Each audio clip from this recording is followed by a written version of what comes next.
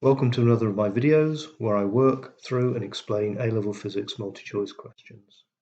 If you want to try this question yourself, pause the video now. If you got the answer C, give yourself a pat on the back. If you want to see my explanation of how I found the answer, please continue watching. So a stationary ball is free to move. The ball is hit with a hat. The graph shows how the force of the bat on the ball changes with time. The ball has a mass of 0.044 kilograms. What is the speed of the ball immediately after being hit? So we've got a force time graph.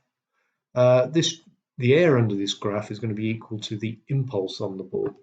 Impulse is given on your data sheets as the force multiplied by the time over which that force acts, and that's equal to the change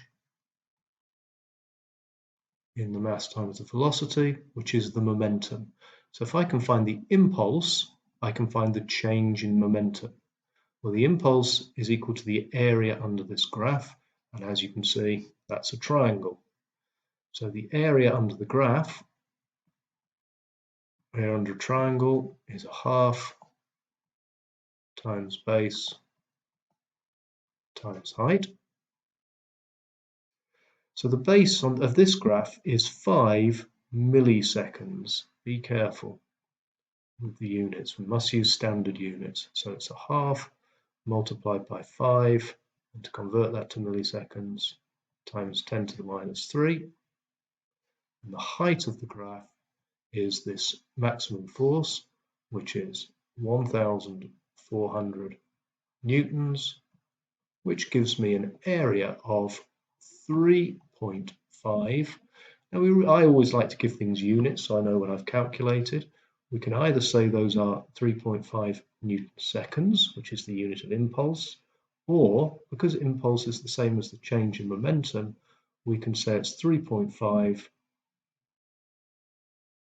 kilogram meters per second.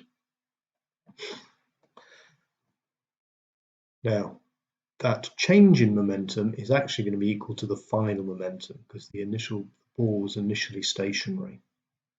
So momentum is equal to mass. Sorry, I should have used symbol for momentum. It's P, is mass times the velocity. So the velocity is equal to momentum over the mass. Momentum is 3.5. The mass is 0.044 kilograms, as shown here, and that gives me a velocity of 80 meters per second. So I hope you found this useful. Please leave a like and a comment below, and I hope you'll watch more of these in the series.